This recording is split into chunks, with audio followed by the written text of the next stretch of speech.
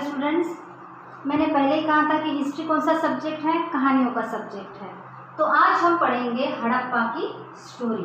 तो क्या हुआ, लगभग 150 ईयर्स बिफोर, 150 साल पहले की बात है। रेलवे लाइन बिछाई जा रही थी पंजाब में, अब वो पार्ट है पाकिस्तान में।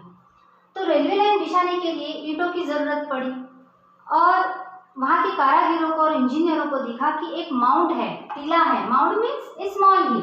What is mean bye mount? Mount means a small hill. Mount means A small hill. They saw a small hill, mound. What did they find there? They found there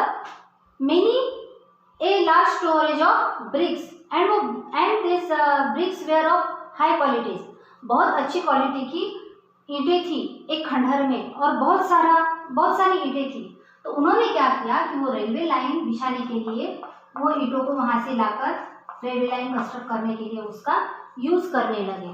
उठाते गए और उस तरह वो खंडहर जो है वो नष्ट होता गया। लेकिन after some years means in 1921, ये अब कब की बात है? ये तो पहले वाली बात हो गई जब रेलवे लाइन बिछाई जा रही थी, लोग एक खंडहर से ईंटें उठा ले आए।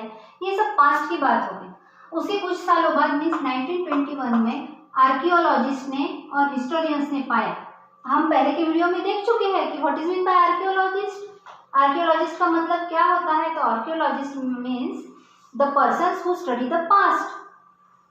वो लोग जो अपने अतीत के बारे में अध्ययन करते हैं या स्टडी करते हैं, बोन्स एंड फॉसिल्स, मॉन्यूमेंट्स और बिल्डिंग्स, ये सब की जो स्टडी करते हैं उनको कहते हैं आर्कियोलॉजिस्ट। तो आर्कियोलॉजिस्ट ने क्या कहा कि ये कोई खंडहर नहीं है, तो this is the oldest cities of our past. अपने अतीत की बहुत पुरानी एक बिल्डिंग है। तो उन्हें लगा कि हमें ये क्या करना चाहिए, प्रिजर्व करना चाहिए और इस पर और अधिक जानना चाहिए कि ये क्या है। तो जो उन्होंने शुरुआत की स्टडी के लिए, तो सबसे पहले हड़प्पा में ये स्टडी की शुरुआत हुई। वो जगह था वो खंडहर, इसीलिए उसे कहा जाने लगा कि हड़प्पन कल्चर। और उसके बाद में उसी टाइप में जो बाकी खंडहर मिले, जहाँ हड़प्पा में मिले ऐसे खंडहर बाकी पूरे भारत में जहाँ मिले, मतलब गुजरात में मिले, कुछ बिहार में मिले, तो उन सबको हड़प्पन कल्चर का नाम दिया गया। तो हम जानेंगे कि ये सिटीज किस तरह कंस्ट्रक्ट होती थी। तो ये सिटीज देखिए, the cities were divided into 2 parts. आज हम देखते हैं टाउन में कैसा है, पूरा टाउन का एक ही साथ कंस्ट्रक्शन होता है, मतलब सारे लोग एक ही जगह रहते हैं। कुछ सोसाइटी अलग होती है, हर एक सोसाइटी का अलग अलग नाम होता है। आनंद पार्क सोसाइटी अलग, चरमारिया सोसाइटी अलग, नेहरू पार्क अलग। तो उसी तरह यहाँ जो मेन सिटी है वो मेन 2 पार्ट्स में डिवाइड थी। कितने पार्ट्स में? 2 मेन पार्ट्स में। अब जो स्मॉल पार्ट था, एक स्मॉल पार्ट था और एक लार्ज पार्ट था। एक स्मॉल पार्ट था जो हायर लेवल पे था, मतलब ऊंची जमीन पे था, बट स्मॉल था। और जो बड़ा पार्ट था, मतलब जहाँ ज्यादा लोग रहते थे, where many people live, was at the lower level, वो नीचे वाली जमीन पे था और वो बड़ा था। आपको तो पता ही है कि in society rich people were few and common people were more. हर सोसाइटी में आज भी वो बदला नहीं है, रिच पीपल थोड़े होते हैं और कॉमन पीपल ज्यादा होते हैं। तो ये उस जमाने में भी था। तो west part which was smaller but higher was called, और इसे क्या नाम दिया आर्कियोलॉजिस्ट ने? सिटाडेल। क्या नाम दिया? CITADEL, सिटाडेल नाम दिया। And the part which is eight the lower level but large, उन्हें नाम दिया आर्कियोलॉजिस्ट ने लोअर टाउन। तो समझ में आई ये बात कि Harappa cities were divided into 2 parts. The part to the west which is smaller but higher is called as, we give the name as citadel, and the part which is larger but at lower level, the archaeologists give its name to the lower level. और हर parts bricks, wall of bricks were built around each part, और इन दोनों part के round में क्या थी? BRICS wall थी। और यहाँ से डोर होता था जहाँ से यहाँ के लोग इधर आ सके और इधर के लोग वहाँ जा सके। कभी कभार ही आते होंगे ये ऋषि जो ठहरे। और वो ब्रिक्स कैसी होती थी? Strong and well baked. अब इतनी स्ट्रॉन्ग होती थी कि लगभग 4700 ईयर्स के बाद भी वो नष्ट नहीं हो पाए। नहीं हो पाए, तभी तो हम देख पाए ना, तभी तो हमें हड़प्पन कल्चर के बारे में पता चला। क्यों वो नष्ट नहीं हो पाई? Why they survive for so many years, 1000 years? Because the bricks were well baked, अच्छी तरह पकी हुई थी और वो स्ट्रॉन्ग भी थी, और वो इंटरलॉक पोजीशन में, इंटरलॉक मतलब 2 हॉरिजॉन्टल एंड 1 वर्टिकल, ऐसे इंटरलॉक पोजीशन में उसको बांधा गया था उन दीवारों को। The walls were built in an interlock position, that's why they survive for 1000 years. अब हम क्या देखें, ये पॉइंट हो गया अपना कि how the two cities were divided, how the two cities were apart from two parts were apart from each other. Then the next point is great bath. Great bath means महान स्नानागार। अब हम bath लेते हैं तो अपना bathroom कैसे होता है? छोटा होता है, लेकिन ये जो था वो ग्रेट बाथ था, महान स्नानागार। बहुत बड़ा टैंक था, एक वाटर का टैंक, जो कहाँ कंस्ट्रक्ट किया गया था? सिटाडेल में। अब ऑब्वियसली अगर सिटाडेल में ये कंस्ट्रक्ट किया गया है तो वो किनको लोगों के लिए होगा? कॉमन पीपल के लिए तो होगा ही नहीं, वो होगा रिच पीपल के लिए, हाई सोसाइटी पीपल के लिए। तो परहैप्स ऐसा मतलब अंदाजा लगा सकते हैं हम हिस्ट्री में कोई भी चीज मतलब कॉन्फिडेंटली नहीं कह सकते, क्योंकि ये हजारों साल पुरानी है। इसीलिए शायद ऐसा हो सकता है कि ये जो लोग हैं एक किसी विशिष्ट अवसर पर या त्योहार पर यहाँ they took bath on special occasions, ऐसा हम कह सकते हैं। तो ये ग्रेट बाथ मतलब ये वाटर टैंक कैसा था, इसके बारे में हम देखेंगे। It was built on citadel, citadel में था ये, and there were steps from 2 sides. Steps कितनी साइड से थे? 2 साइड से। और जो दीवारें थी वो कोटेड विथ प्लास्टर, सिर्फ ईंटों की नहीं थी। Why they were coated with plaster? To prevent the leakage of water, क्योंकि अगर सिर्फ ईंटों की रही तो उससे वाटर लीक हो सकता है। और to prevent the water leak natural tar was used. Natural tar किससे बना होता था? चारकोल का। अब आपको दिख रहा है ये है ग्रेट बाथ मीन्स महान स्नानागार। यहाँ पर हमें दोनों साइड से सीढ़ियाँ दिख रही हैं। अब आप क्या अंदाज़ा लगा सकते हैं, आप भी डिटेक्टिव बनो, कि ये ईस्ट और वेस्ट मतलब पूरब और पश्चिम से थी? मैंने कहा है कि दोनों ही साइड से थी, कि नॉर्थ और साउथ से थी? तो गेस करो कौन से साइड से हो सकती है? तो ये हो सकती है नॉर्थ और साउथ। किस पर से? क्योंकि देखिए ये पूरा खुला मैदान है और यहाँ शैडो दिख रही है, वो शैडो इस तरफ है, तो मतलब या तो एक सनराइज में लिया हुआ फोटोग्राफ होगा या सनसेट में। तो इसीलिए एक तो ये ईस्ट हो सकती है या ये वेस्ट हो सकती है, या फिर ये वेस्ट और ये ईस्ट। तो फिर बची कौन सी दो? ये नॉर्थ और साउथ। तो इसीलिए ये क्वेश्चन आता है आगे चल के कि कौन से 2 साइड से स्टेप्स थी। तो आप लोगों को ध्यान में रखना होगा कौन से 2 साइड्स में थी, नॉर्थ और साउथ से। तो ऐसे ही हिस्ट्री के आप जब पिक्चर्स देखते हो तो please carefully and concentratedly see it, because the pictures tells us more about that culture or more about that information. Understand? अब हम देखेंगे कि हाउस कैसे होते थे। 1 स्टोर और 2 स्टोर मतलब 2 मंजिली भी होते थे, और उनके प्रवेश द्वार कहाँ होते थे? ये स्ट्रीट है मेन स्ट्रीट की तरफ नहीं होते थे, वो साइड में सिर्फ खिड़कियाँ होती थी। उनके जो दरवाजे हैं वो पिछली गली में खुलते थे, मतलब ओपनिंग जो था उन डोर का वो इस साइड में था। अब ये बुक में नहीं दिया गया है, लेकिन मैं एज ए इंफॉर्मेशन आपको पता होना चाहिए इसलिए दे रही हूँ। हाउस कैसे होते? 1 स्टोरी और 2 storey, and there were straight drains are in straight line. Drains means नाली जो खुली नहीं रहती थी। आजकल तो भी हमें खुली नालियाँ बहुत देखने को मिलती है, लेकिन इस जो कल्चर है हड़प्पन कल्चर में नालियाँ कैसे होती थी? ढकी हुई। ये देखो ये घर है, this is house, and beside this house there was drain and it is covered, वो कवर्ड होती थी। और स्ट्रेट लाइन होती थी। And there was gentle slope, ये ऐसी स्लोप होती थी, वो कहाँ, मेन ड्रेन में। और ये स्ट्रीट के बाजू में जो ड्रेन है वो भी कवर्ड होती थी। अब आप बोलोगे कि ये कवर्ड ड्रेन है तो फिर साफ कैसे करेंगे? सच है, अगर ड्रेन कवर्ड है तो साफ कैसे करेंगे? तो कुछ after some interval there were holes, उन्हें आज हम क्या कहेंगे, मेन होल्स या फिर इंस्पेक्शन होल्स, जहां से वो नालियां मतलब ड्रेन्स का क्लीन करते थे।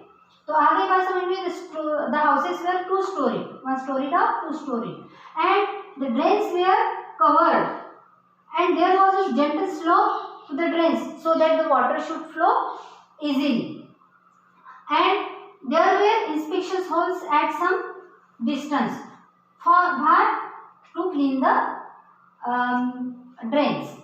अब ये हाउस का कंस्ट्रक्शन देखेंगे हम, कैसे रहता था कि बीच में कोर्टयार्ड मतलब आंगन रहता था। अब अपनी सिस्टम में क्या है कि कोर्टयार्ड आगे रहता है और पीछे हाउस रहता है, ये अपना आजकल का है। लेकिन उस जमाने में कैसे थे, बीच में कोर्टयार्ड मतलब बीच में आंगन रहता था, वहां बेल वगैरह रहती थी और उसकी चारों तरफ रूम होते थे और इस तरह एक घर होता था। ये है, this is the construction of a house, ऐसे होता था, बीच में कोर्टयार्ड और चारों तरफ रूम्स। तो इस तरह ये तो हमने देखा कि किस तरह होते हैं हाउसेस, 1 स्टोरी और 2 storey, drains were straight and covered and there was gentle slope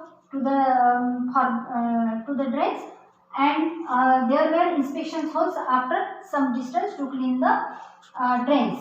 और ये जो है वो स्ट्रीट है और हाउस कैसे थे, बीच में कोर्टयार्ड और उसकी चारों तरफ रूम्स थी।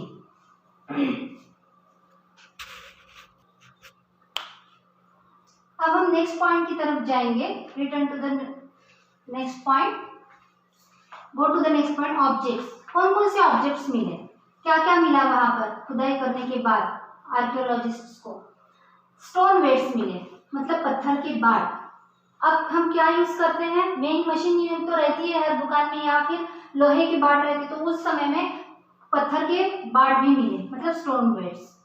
और ये कैसे थे, white colour, made of chert, chert नाम का पत्थर से बनाए गए थे, वो वाले स्टोन वेट्स मिले।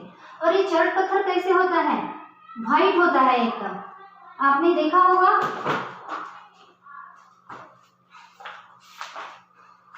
This is chert stone, this is chert stone, ये है स्टोन वेट्स जो बनाए जाते थे। और दूसरी बार क्या मिला, toys of terracotta. What is mean bye terracotta, मिट्टी के खिलौने मिले। कैसे मिट्टी थी, टेराकोटा। अब ये टेराकोटा क्या है, ऐसी पकी मिट्टी, एक बेक्ड क्ले, कौन सी कलर की होती है, of brownish red colour. Terracotta means ऐसी पकी हुई मजबूत मिट्टी जो ब्राउनिश रेड कलर की होती है। इससे छोटे बच्चों के खिलौने मिले और बहुत सारी चीजें भी मिली, कुछ पॉट्स भी मिले, लेकिन वो सब किससे बने हुए थे, टेराकोटा के। अब फ्यांस से बनी हुई beads, ornaments and bangles. Beads means मन के छोटे छोटे, और चूड़ियाँ भी मिली और तरह तरह के ऑर्नामेंट्स भी मिले, फ्यांस से बने हुए। अब आप बोलोगे कि this word is new for you, what is mean by faience. Faience means वो एक नेचुरल नहीं था, जैसे शेल्स नेचुरल है और बाकी भी जैसे क्ले भी नेचुरल है, ये फ्यांस आर्टिफिशियल था। मतलब कैसे बनाए जाते थे, a gum was mixed into the mixture of sand and quartz. Gum का मतलब तो पता ही होगा, गम मतलब जो बबल से निकलता है, गम उसे कहते हैं, वो मिलाया जाता था किसके मिक्सचर में, सैंड एंड क्वार्ट्ज। अब क्वार्ट्ज यानी स्फटिक पत्थर जो चमकीला होता है और स्मूथ होता है, जिसे हम बारीक मतलब कूट के बारीक बना सकते हैं, उसे चूरा कर सकते हैं, वो है quartz stone.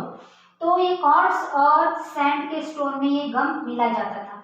After that it was glazed, glazed मतलब उस पर फिर चमकीली परत, चिकनी परत चढ़ाई जाती थी। Why that they should, then they were glazed, they were glazed, sorry, glazed, G-L-A-Z-E-D, glazed, चमकाया जाता था। और चमकने के बाद कौन से, which colors used, mostly blue color and sea green colour, ये दो ही कलर्स मोस्टली यूज होते थे। तो what is mean by faience? Faience में क्या है कि a gum was mixed into the mixture of sand and quartz and after that they were glazed to make an object, और after that the objects were glazed, उन objects पर एक चिकनी परत और चमकीली परत चढ़ाई जाती थी, और कलर्स कौन से थे? ब्लू और सी ग्रीन। उसके बाद में हम देखेंगे कि कुछ कॉपर्स के भी मिले, कॉपर मतलब मेटल, तांबा, और कुछ ब्रॉन्ज के भी मिले। अब आप कॉपर को तो पहचानते होंगे लेकिन ब्रॉन्ज को नहीं पहचानते होंगे, तो what is mean bye bronze? Bronze is a mixture of copper and tin. Tin को पता होगा ना, जो घर के छत के ऊपर डालते हैं एसएन टिन, उसका यह है टिन। तो bronze is a mixture of copper and copper plus tin. इनको मिक्स कर कर जो मेटल बनता है वो होता है ब्रॉन्ज, वो होता है ब्रॉन्ज। तो ब्रॉन्ज के भी मिले, क्या क्या मिले? टूल्स मिले, वेसल्स मतलब बर्तन मिले, वेपन्स मतलब जो कुछ है शस्त्रास्त्र वो भी मिले, और ऑर्नामेंट्स भी मिले। ये सारी चीजें मिली हमें इन सबसे। तो हमें क्या क्या मिला? टेराकोटा की बनी हुई चीजें, स्टोन वेट्स मिले, और फ्यांस की बने हुए चीजें मिली, और उसके साथ साथ ही कॉपर एंड ब्रॉन्ज से बने हुए हमें चीजें भी मिली। तो ये सब चीजें हमें we get all this objects from the past when we study the Harappan culture.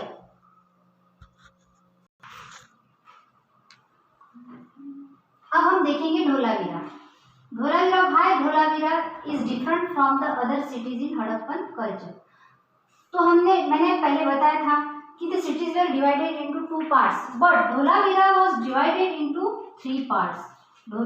और जो बाकी हड़प्पन सिटीज थी वो brick walls were built around each part, but in Dholavira BRICS walls नहीं थे, मतलब ईंटों की दीवार नहीं थी, तो किसकी थी? स्टोन वॉल्स थी, और वो भी मासिव मतलब मजबूत और मोटी दीवारें थी हर पार्ट के सराउंड में। हाउ मेनी पार्ट्स वे थे? There were Dholavira was divided into 3 parts and surrounded by massive stone walls and gateway भी था, मतलब 3 अगर पार्ट्स है तो वहां से गेटवे भी था एक जगह से दूसरी जगह में जाने के लिए। And there was an open area in this, और एक बहुत बड़ा ओपन एरिया भी था इस सिटी में। तो इसलिए इसका कंस्ट्रक्शन स्टाइल जो है वो बाकी, और ये कहाँ है धोलावीरा? रन ऑफ कच्छ के रन में, मतलब कौन से स्टेट में? गुजरात में है जो अभी। तो ये हो गया धोलावीरा के बारे में। अब धोलावीरा ऐसे यहाँ था कि it is a centre for where we get raw materials of semi precious stones. Semi precious stones यहाँ इजीली अवेलेबल होते थे, और ये गुजरात की खंबात की खाड़ी से में था, पास था, और यहाँ से क्या है? अरेबियन सी आता है। तो यहाँ से ये इम्पोर्ट एंड एक्सपोर्ट सेंटर हो गया था, जहाँ पे माल चढ़ाया जाता था और उतारा जाता था। ठीक है, तो इसके साथ ही हम यहाँ बहुत सी चीजें मिलती थी, जैसे कि मेटल की है, शेल है, और बाकी हाँ शेल से बनी हुई, मेटल से बनी हुई चीजें हम यहाँ पाए जाती थी। और इसी धोलावीरा में हमें एक स्टोर हाउस भी मिला। तो ये है इंफॉर्मेशन धोलावीरा की। कहाँ है वो? रन ऑफ कच्छ में मिला। कितने पार्ट्स में डिवाइडेड था? 3। और सराउंडेड कौन सी किसकी वॉल थी? Surrounded by massive walls of stone, massive stone. Land was fertile and fresh water available. यहाँ की लैंड कैसी थी? फर्टाइल थी, और फ्रेश वाटर भी अवेलेबल था, और व्यापार भी बहुत होता था। और यहाँ पर हम we find store house here. Then अब इतना सारा होने के बाद भी ऐसे क्या, what were the reasons that this culture get destroyed? ऐसा क्या हुआ होगा? अब हम नहीं बता सकते, क्योंकि हमें इतना पता नहीं है कि एक्चुअली हुआ क्या है। क्या बाढ़ आ गई होगी? अब हम सिर्फ गेस लगा सकते हैं कि क्या हुआ होगा। एक तो फ्लड आ गई होगी, या फिर ड्राउट मतलब सूखा पड़ गया होगा, क्योंकि वही लोग थे, इसीलिए वॉर वगैरह तो इस जमाने में हो नहीं सकते। वो पॉइंट तो नहीं आता। फ्लड आ गया होगा या फिर ड्राउट आ गया होगा या फिर लोग खाने की तलाश में यहाँ से वहाँ चले गए होंगे, ये सारे रीजन हो सकते हैं। लेकिन फिर पता नहीं लोगों ने पक्के घरों में रहना छोड़ दिया, कच्चे घरों में रहने शुरू कर दिया, सड़कों पर कचरों के ढेर होने लगे। और ये सब क्या है, कैसे पता चलता है? जब हिस्टोरियंस एक एक बातें सुलझा जाते हैं, मैंने कहा ना कि वो डिटेक्टिव्स की तरह काम करते हैं, तो जब ये देखते हैं तब उन्हें पता चलता है कि ये एक्चुअली दे गेस कि what would have happen so that the culture was get destroyed. अब नेक्स्ट पॉइंट देखते हैं हम पिरामिड। पिरामिड का मतलब होता है टॉम, मतलब मकबरा। लगभग 5000 साल पहले इजिप्ट में, कहाँ की बात है ये? इजिप्ट। पिरामिड्स कहाँ पाए जाते हैं? इजिप्ट में। कहाँ पाए जाते हैं? इजिप्ट में। क्या होता था कि जब ये किन्होंने बांधे हैं, किन्होंने कंस्ट्रक्ट किए? The kings built huge tombs, they were known as pyramids. और उन्होंने ही बांधे थे। तो क्या किया गया? उनके ही मौत के बाद, मतलब after the death of the Kings, और हम कहते हैं कि कोर्टियर्स या फिर जो बहुत कुछ विशेष लोग थे, राजा के परिवार के थे, उन लोगों को क्या किया जाता था? आफ्टर द डेथ किंग्स और क्वींस और रिलेटिव्स जो है हाई सोसाइटी के, जो अमीर हैं, वेयर, मतलब पर ज्यादातर किंग ही दफनाए जाते थे। After death the bodies of kings were preserve मतलब जतन की जाती थी, उसे संभाल कर रखा जाता था। उन्हें क्या कहते हैं? ममीज, सब लपेट के, इन द पिरामिड्स। उन्हें कहा किया जाता था? प्रिजर्व करके रखा जाता था। कहाँ? इसमें, पिरामिड्स में। A large number of objects where also buried with them, और उनके साथ साथ बहुत सारी चीजें भी रखते थे। कौन कौन सी रखते थे? खाने पीने की चीजें भी रखते थे, उसके साथ साथ ऑर्नामेंट्स भी रखते थे, उसके साथ साथ कोई एनिमल्स भी रखते थे, और इतना ही नहीं, उनके साथ साथ उसके सर्वेंट भी रखते थे। मतलब अगर वो मरे नहीं तो उनको जानबूझ के मार के उनमें बरीड कर देते थे। ये सारी संकल्पनाएं क्या दर्शाती है? which denotes that there was life after death। मतलब वो लोग ये मानते होंगे कि मौत के बाद भी जीवन होता है, इसलिए मरने के बाद भी उन्हें कोई कमी ना हो, इसीलिए उनके साथ खाने पीने की चीजें भी रखते थे और सर्वेंट भी रखते थे। तो ये बात है इजिप्ट के पिरामिड की। तो इस तरह अपना ये लेसन जो है इन द अर्लीस्ट इजिप्ट ये खत्म हुआ। आप इस पर थोड़ा और डिटेल में स्टडी करिए, किताब में देखिए। Okay, bye.